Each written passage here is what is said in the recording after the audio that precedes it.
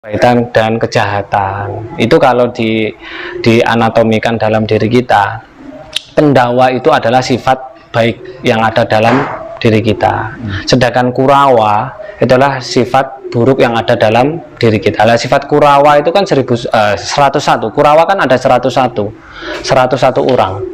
Nah, sifat buruk kan banyak banget dan berkembang. Makanya di film Mahabharata itu, ada di cerita Mahabharata itu, Kurawa itu banyak. Nah, kalau di dalam anatomi tubuh kita itu pasti ada sengkuni. Di Mahabharata juga ada sengkuni. Nah, apa atau yang ada sengkuni yang ada di dalam diri kita? Itu namanya adalah amigdala. Kelenjar amigdala. Pernah dengar, Mas? Iya, pernah. Pernah ya. Nah, tapi kalau bagi manusia umum, amigdala itu penyelamat. Versinya Duryudana, kalau manusia umum, yaitu dia penyelamat dia, ya kan? Anggapannya kan penyelamat dia. Tetapi kalau diterapkan dalam kehidupan yang sudah ke dalam, itu dia menyesatkan. Amigdala. Amigdala itu adalah saingan dari gland pineal. Nah, gland pineal itu adalah Krishna. Idolanya jenengan. Idola saya. Ya, Krishna itu kan gland pineal, kecerdasan.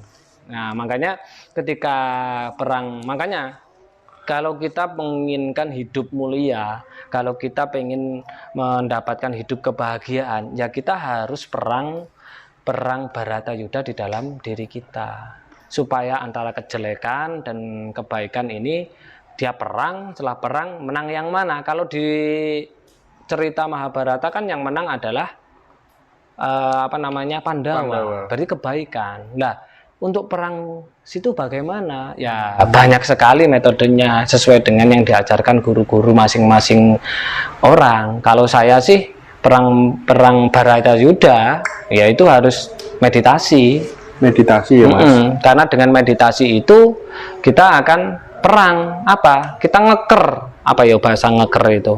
Meredam, ya, meredam hormon, mengendalikan hormon negatif atau hormon kortisol yang norepinefrin tadi. Akhirnya kebaikan pendawa itu menang, gitu loh. Nah, di RK ini ada satu metode, Mas, namanya RK silent practice. Silent practice. Iya, RK silent practice itu adalah RK untuk mematikan diri kita secara dalam dan luar. Jadi kita nggak bernafas sama sekali. Itu yang dilakukan ketika perang Bharatayuddha.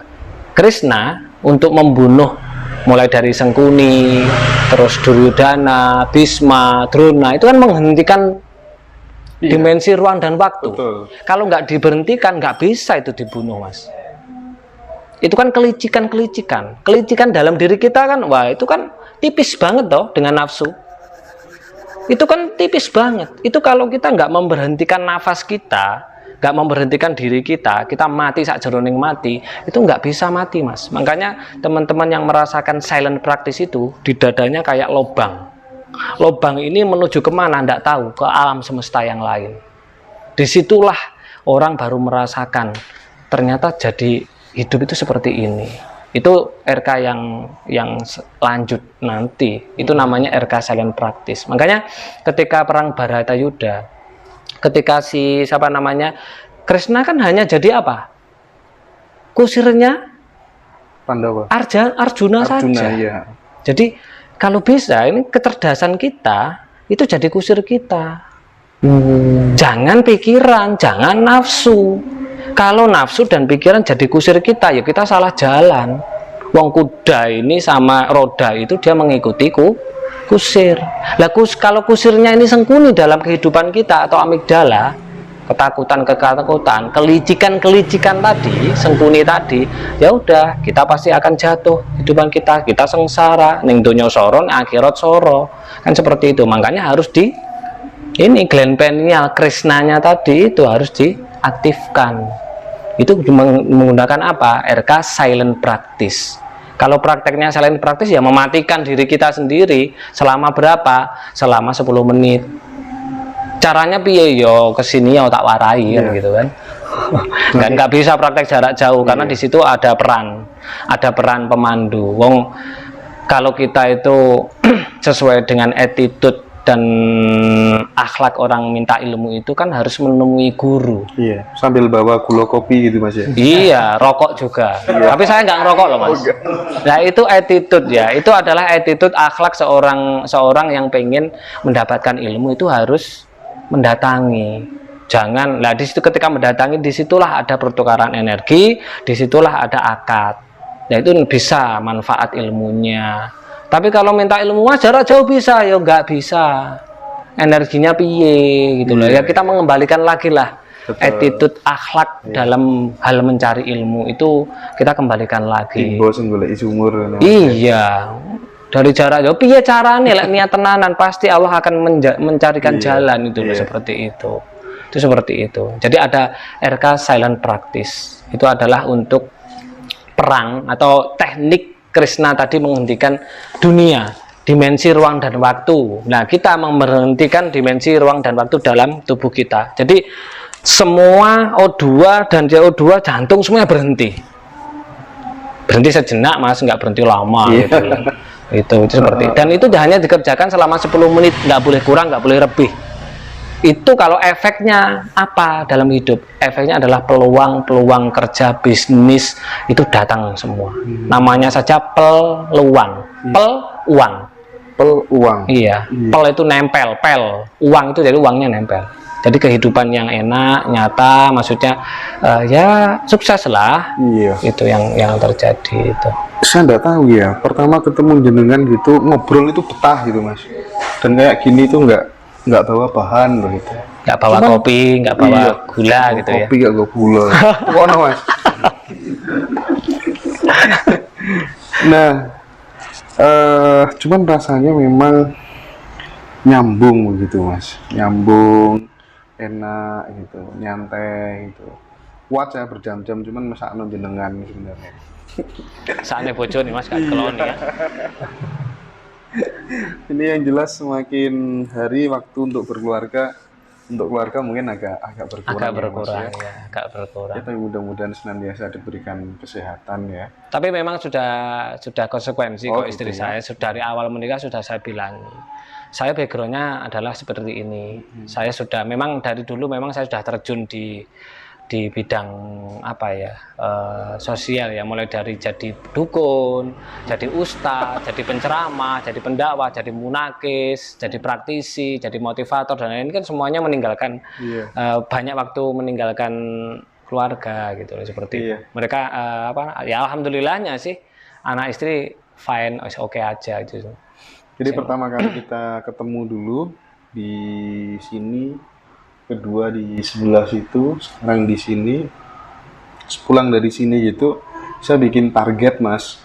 Setelah kita ngobrol, diberikan penguatan sama Mas Yunus secara tidak langsung, dan kemudian kita terapkan, ayo kita buktikan omongannya Mas Yunus ini bisa jadi kenyataan apa enggak gitu.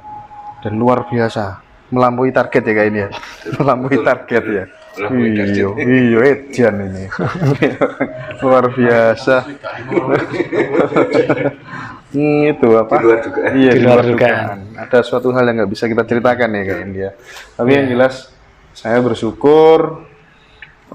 Mudah-mudahan ini menjadi sebuah jembatan bagi teman-teman kita yang banyak problem. Insya Allah problem apa saja. Salah satu solusinya adalah RK ya Mas Yunus ya. Ya, sebenarnya kalau RK itu nggak tepat sebenarnya. Kan itu hanya metode toh. Iya, metode ya. Ya, jadi baik gitu loh. Nanti orang biar nggak penasaran, jadi biar nggak RK ke sini aja ya. RK aku opo suruh ngono ya Mas yo. Lalu jadi orang baik ya Mas? Iya. Jadi partikel tanahnya lebih dominan daripada partikel apinya yang ada dalam diri. Itu aja ditekankan. Yang jauh-jauh gitu aja, sadar akan kata-kata. Jangan kata-kata negatif dikeluarkan, aku miskin, aku nggak punya uang, aku ini dalam keadaan jatuh, itu jangan. Terus yang kayak mau gebu-gebu gitu gimana Mas? Termasuk nggak bagus juga ya? Nggak bagus, nafsu itu nggak bagus.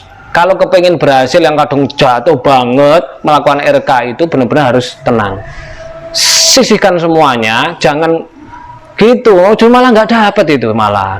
RK itu benar-benar harus dilakukan secara ikhlas banget, secara rileks banget, tidak hanya secara raga, tapi juga jiwa, juga pikiran. Dan kalau punya masalah besar, wes tinggalin, selen. Masalahmu di jalan, misalnya, lah mas ini mobilku mau dijabel, kayak no, wong aku mobilku tak wehne kok. Sadurunge tak weh, sadurunge dijaluk lo tak wehne malah. Itu beneran. Daripada ngotor-ngotorin, itu malah dapat lagi lo mobil. Kan seperti itu. Nggak usah mas, malah dikewajar gitu. Malah mencari itu malah nggak dapat, semakin jauh. Wes dideleh masalahnya, udah RKO. Perbaiki semuanya, unsurnya diperbaiki, jiwa raganya, mindsetnya di situ. Mulai dari nol. Ayo bangun jadi manusia baik. Pasti nanti 1 bulan kemudian pasti jadi besar, dapat semuanya. Banyak cerita seperti itu. Itu seperti itu. Mas, kalau kayak minum-minuman keras gitu sebenarnya membawa efek nggak sih untuk apa ya, untuk finansial dan lain-lain gitu ya mas? Iya mas, sangat-sangat membawa efek mas. Sangat. Ya, unsur di dalam raga manusia itu kan sudah sempurna ya. Ada api, ada tanah, api, air, angin, dan 4 tadi ya. Dan satu lagi langit. Itu sudah nggak usah lah. Nggak usah ditambahi unsur lain, unsur alkohol, walaupun itu bentuknya cair, itu zatnya berbeda. Di dalam tubuh kita ini sudah ada apinya, sudah ada nafsu, sudah ada ego. Itu kalau ditambahin sama alkohol, akhirnya apinya membesar, jadi serakah, jadi arogan. Dan itu kalau sudah besar unsur partikel apinya, otomatis unsur partikel tanah, uang tadi nggak mau mendekat. Makanya mau usaha kayak apapun ya pasti jatuh, seperti kemarin yang dari Kalimantan Banjarbaru itu. Ya kan mas, sebenarnya masalahnya apa sih mas? Saya padahal udah pelatihan, ikut pelatihan yang mahal-mahal sampai ratusan juta bla bla. Lah wong kok omset satu apotek itu satu hari kok mau 2 juta. Mosok mas, saya kaget. Masa apotek, padahal mencari uang lewat apotek itu paling mudah loh. Karena apa? Klien itu apa namanya kan nggak tahu obat ini itu berapa harganya, dan mau dimahalin pasti dibeli karena kan butuh. Mau seorang juta kan gitu. Akhirnya ngobrol bla bla bla bla, saya nyinggung tentang alkohol, dia langsung buka des. Oh iya mas, saya setiap hari itu minum alkohol, bahkan sama istri saya disiapkan di kulkas. Wes saiki ketemu masalah sampean, berhenti minum alkohol. Janganlah, jenak kopi mas, jenak sprit, yakin. Karena saya 4 tahun minum itu 4 tahun, nggak mabuk-mabuk loh ya, minum. Tapi tujuan saya minum 4 tahun ini adalah belajar, sama guru saya suruh belajar. Ketika minum itu piye rasanya ke raga, ketika minum itu piye, gimana rasanya ke otak, ketika minum itu rasanya jiwa juga bagaimana, ketika minum itu finansial juga bagaimana. Ketika minum itu masalah itu juga bagaimana, lebih datang banyak atau sedikit. Ketika minum, bagaimana ilmu spiritual yang kita itu aktif atau enggak. Itu 4 tahun saya baru bisa merasakan semua yang saya cari. Oh tiba ini, oh tiba gini, oh tiba gini. Dari situ saya baru paham dan bisa cerita. Dampaknya ke finansial itu banget. Itu seperti itu.